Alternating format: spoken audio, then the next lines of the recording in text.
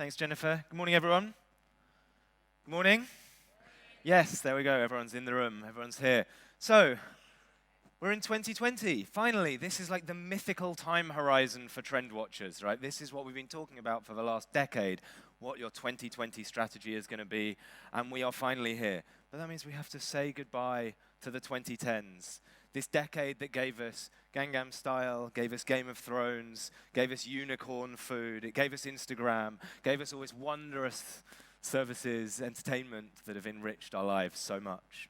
I joke a little bit, but what we're here to talk about is what's coming next, right? That's what you look to someone like me to help share with you, is what is around the corner, right? But before we look at this, let's just agree with one kind of core truth. One thing that will happen during the 2020s, of course, is the world is going to keep on changing fast. Some of that change will not be good, right? You just have to look at the news over the past few months. You realize we're entering a very, very turbulent decade.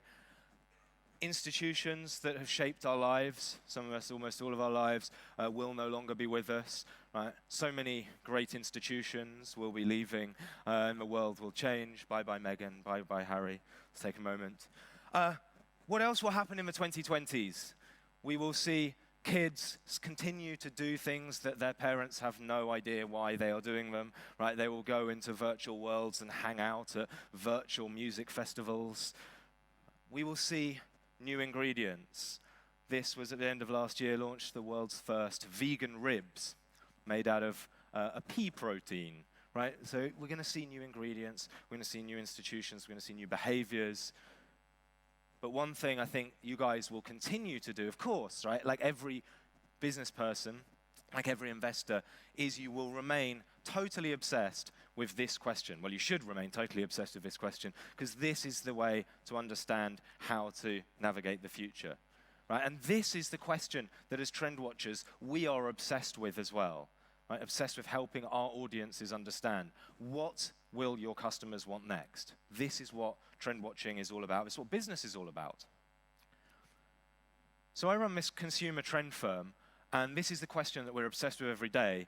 But as a consumer trend firm, we have a dirty little secret that I'm going to share with you, and that is that we're obsessed with what customers are going to want next, but we do not ask consumers anything. We don't have access to their data. We don't track their phones. We don't watch what they post on social media. We're not qualitative researchers either. We don't sit watching them brush their teeth or cook dinner for their kids and suddenly get hit with this insight about what's coming next. We don't do any of that. But instead, what we do as trend watchers is we look at something else. We don't look at consumers themselves. We look instead at innovations. We look at the innovations that customers are getting excited about today and use those innovations to try and draw insights about that big question that I open with. What will your customers want next? Okay, and what's really exciting about this, in my mind, is that we do this all day, every day. This is our job, but it's also something that you guys can do too. Right? You can look at innovations around you and use those innovations to understand what's coming next, understand what your customers will want next.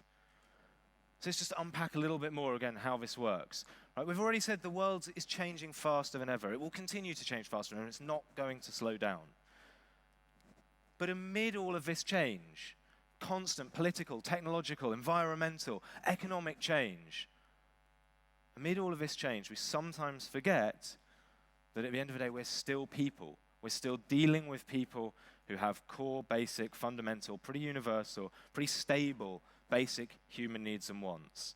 Think about the desire for social status, the desire to appear successful, attractive to those around us, the desire for entertainment, the desire for human connection, the desire for reliable, trustworthy information about the product or service we're about to go and spend our hard-earned money and attention on. These basic human needs will not change in the next decade, right? Over the 2020s, they will still remain with us. But what will change is how innovations cater to those basic human needs and wants. And that is why we are so obsessed with looking at innovations. Because we believe that if you look at innovations, you can start to see trends emerge. as innovators address these basic human needs and wants in novel ways. So, we wrote a whole book on this about how to spot trends. If you don't want to read the book, because I know you're all busy people, here we go, there's another trend. No one has any time. I will save you reading the 350 pages of our book that we wrote, and you just need this one slide, which is these are the 3 elements to think of when you're thinking about how to answer this big question, what will my customers want next? Right, where do consumer trends come from? You can see those consumer trends emerge by looking at innovations.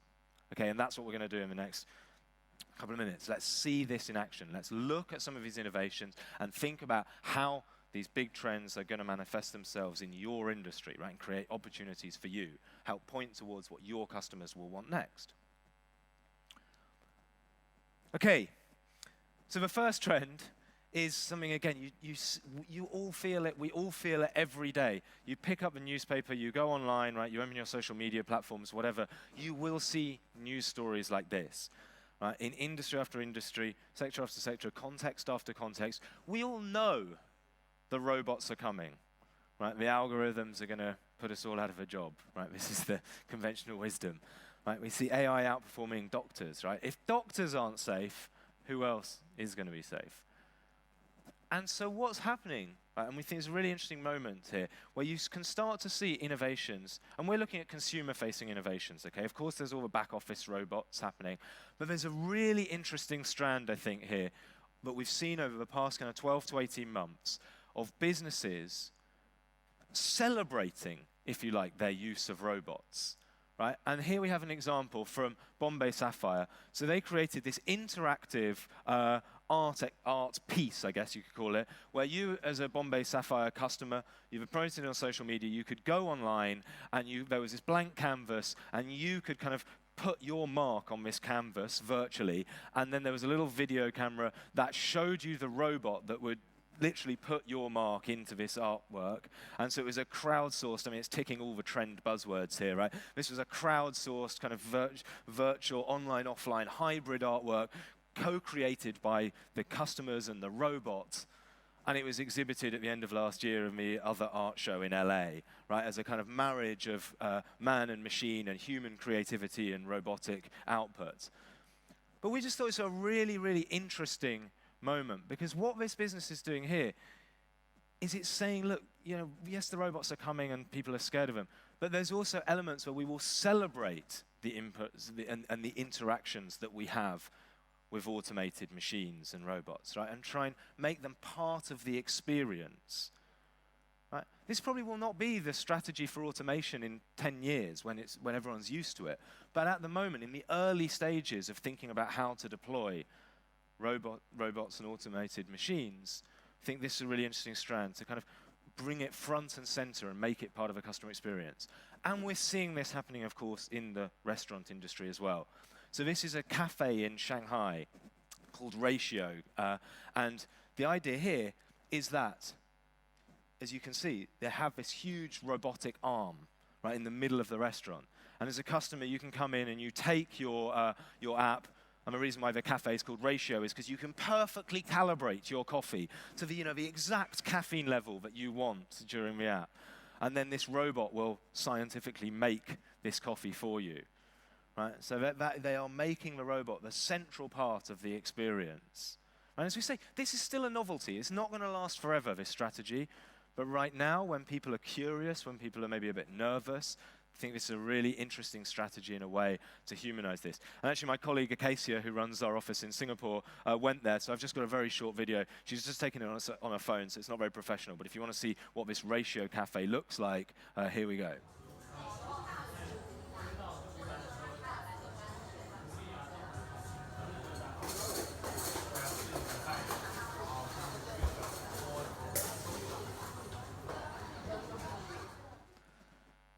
So there we have it. So the first kind of question, the first light bulb moment I would ask you guys to think about is when you're thinking about, many of you will be looking at your restaurant operations and thinking, what can we automate? What should we automate? What do we need to automate? Here's a question for you. To think about how to land this well with consumers. Having seen some of these examples, and you can go online, there are thousands more examples. How might you deploy automation in ways that people welcome, that becomes a central part of the experience? rather than scares them that we're all going to lose our jobs. Okay, sticking with technology, the next couple of examples I want to look at revolve around data. Of course they revolve around data, right? We know data is reshaping the world around us. And I just want to take you on a little journey of where we think consumers are at with their experiences and their reactions and their immersions in this world of data. Because if you think about it, we've had the last decade, the 2010s have been the decade where we online, from the digital sphere, we're increasingly familiar with the idea that the data we create shapes our experience. I mean, this is just so normal to be commonplace. It's unremarkable, right? Everyone's Spotify account, everyone's Netflix account is totally unique. You go on social media, it's shaped by the algorithms that are generated, or take your data trails and present you with a dynamic, relevant experience, right? If we're talking about basic human needs and wants, this is about relevance, right? Getting the information to me that I care about. And that is totally accepted in the online world. Of course it is. That's just the world we live in. But what is going to happen in the next decade, or what is already beginning to happen, is of course that expectation of data-driven relevance that we have online is going to move into the real world, and we will start expecting the real physical world around us to be as dynamic and reactive and personalized and relevant, basic human need, relevant to us as the online world is today. And we're starting again to see this happening. As you look around you, you will start to see this everywhere. Now I've pointed it out, right? Physical spaces becoming dynamic and reactive and data-driven. So this is a mall in South Korea, right? The Hanwha Gallery in South Korea, in Seoul, South Korea, that the outside of the mall is covered in these lights that react and that respond to the pollution levels in the air, right? And they hand out masks when the pollution levels are high. They hand out masks to the shoppers that are going in. I mean, now they probably hand them out to everyone, right? Because we're all going to be wearing masks. But this was originally designed for air pollution, right? So we start to see and think about what this is going to do to customer expectations, right? When you start to see the physical environment in which we exist respond to the world around us and become more dynamic and give us information. And we're going to see it, of course, in every aspect of the physical world. I noticed actually when I was having breakfast, this is one of the sponsors here today does something very similar to this, right? Taking computer vision and saying when we can video what's happening in the kitchen, we can monitor what's happening, and we can use image recognition to understand what's happening, and then to give the restaurant operator information about the food that they're wasting and understand that process. Again, we're witnessing this evolution from physical, the online world being smart, tailored, reactive, dynamic, and the physical world being dumb, stable, information poor, if you like, and that boundary is breaking down. Right? So again, the second thought starter I would leave you with is when you think about your physical spaces, when you can see some of these innovations coming in. I've just picked two here, one from retail and then one from your own sector. But when you look around, you will now start to see innovations all around you that speak to this shift, that speak to this idea that in the 2020s, physical spaces will become as reactive and dynamic and ultimately as relevant. That's the basic human need here, as relevant to people as their online spaces have been in the last decade. Okay, let's move away from tech for a while, right? Because we looked at a couple of data-driven trends, a couple about robotics, and let's look at a more kind of what is the lifestyle, what is the culture that we are in today, right? And many of you will feel this, right? We are in the midst of a kind of almost an oppressive culture of constantly always on, always moving, always hustling, right? This famous, or I should have said infamous advert from this gig economy platform Fiverr. Right, you can read this. You eat a coffee for lunch. You follow through on your follow through. Right? Sleep deprivation is your drug of choice. This was meant to be an aspirational advert. I don't know what they were thinking. Right? But this is the kind of the world that we live in. It's relentless, right? And so if you take a step back, we are starting to see businesses engage with this and tackle this looming kind of mental health crisis, if you like, that many people are feeling under pressure in. And at the end of last year, Instagram. I mean, Instagram arguably, of course, probably responsible for most of this like burnout culture, right? But Instagram, if you look closely at this image, you will see there's something missing from here, liked by Greg, Ma, and others. What isn't there is a number, right? So Instagram are trialing removing to the outside world, removing the visible number of likes, right? You as an individual will still see how many people liked your post, but other people won't. As a response, of course, to the accusations that are being thrown at them, from all sides, that these social media platforms are, as I said, responsible for this kind of looming mental health crisis and burnout culture that so many people feel that they are in. So we're starting to see, as I say, brands and businesses, yes, the guilty parties, okay, I'm not going to celebrate Instagram too much for this, but respond to this growing sense that businesses need to help support their users, their customers, with their mental health. And again, bringing that back more to your world, not specifically the restaurant industry, but the food and beverage industry, just really struck by this campaign at the end of last year from Miller Lite, where this, and think about this, you've spent the last decade pushing your marketing teams to grow your social media followings, right? You can't exist if you're not on social. And here is a brand saying, we will give you a free beer if you unfollow us on social media, right? If you send us a screenshot of you unfollowing our Miller accounts, right?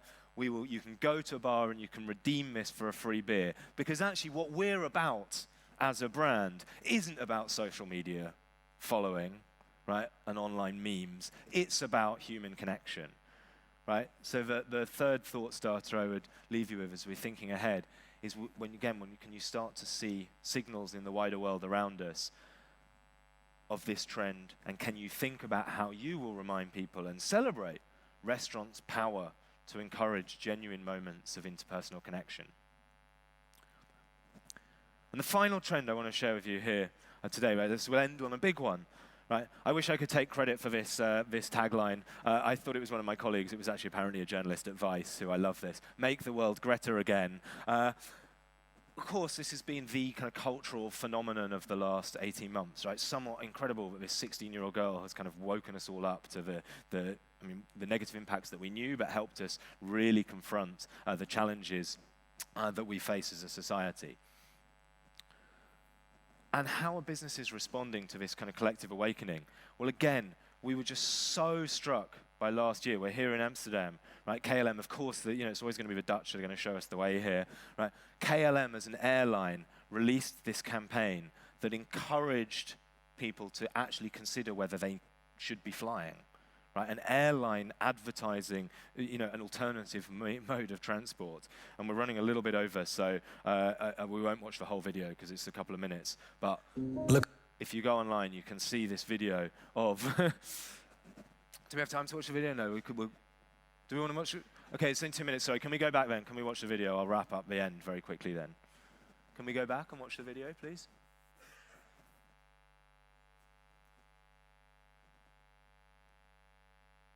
Look at it go. Still feels like magic, doesn't it?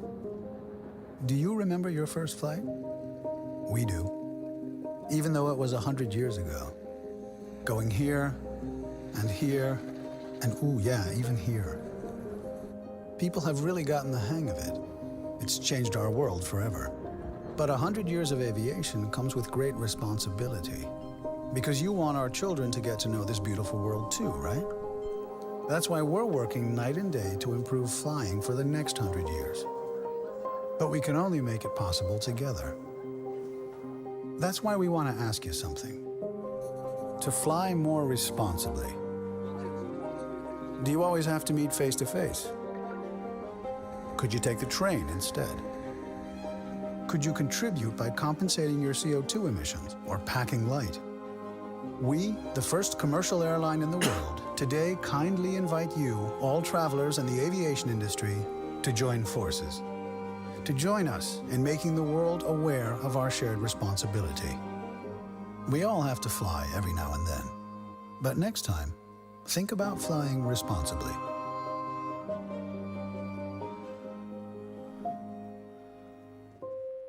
Yeah, so as I said, how incredible is that, right? We are entering a new decade, and we have a company like KLM advertising, not to use its product, right?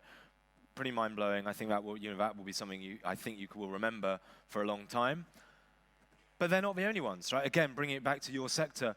I mean, these guys are not advertising saying don't eat beef, but Burger King partnering with the Impossible Whopper. Again, think back a decade ago, that would have been almost impossible to conceive that Burger King would serve you, a meat-free Whopper, right? So we think we can see signals of this. And the question I would leave you with is to think about, when we move into this new phase of the eco journey for consumers, and when customers are driven by avoiding the shame of their consumption patterns, this is going to be a really, really powerful moment, and one that really will need to change everything that you guys do, be the communications or be the actual product offering, as we've seen there.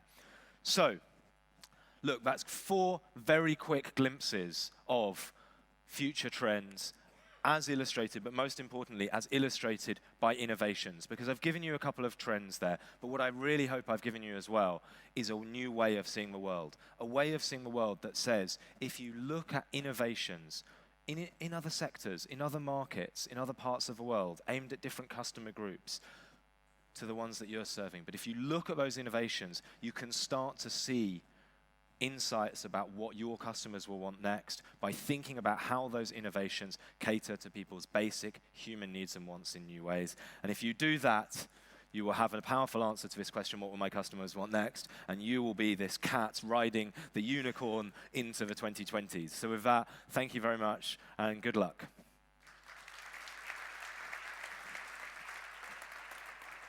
Thank you. Is he rushing off that quick? Guys, one joined me. Oh, sorry. Please give him a warm welcome as well. Good morning. Henry, come back on stage, please, if you don't mind. Probably be some questions out of the room. We might have a few. Thank you for your very inspiring words, and to see the trends coming up. Very cool to see. My first personal question was, Henry, when you see that campaign of KLM, what do you think personally? But to me, I like it. I can understand why they do it, but it looks a little bit hypocrite. Like, hey, but most of the people are here by flight. A train to London is more expensive still than flying there. And why do you think they did that? Well, I think if you're cynical, right, you would say they're trying to get ahead of the threats, right, the regulation. But you're right. I mean, look, I think and this is what's interesting. This is why I love watching innovations to spot trends, right? Because arguably, I don't know how many of you work in marketing here, but there was a very famous campaign nearly 10 years ago now from Patagonia, in the outdoor activities equipment maker, who on Black Friday took out a full-page ad in the New York Times saying, don't buy this jacket, right? And here's how you can recycle, reuse, repair. And somewhat ironically, their sales have gone up like hundreds of millions of dollars in the 10 years since they took out that advert.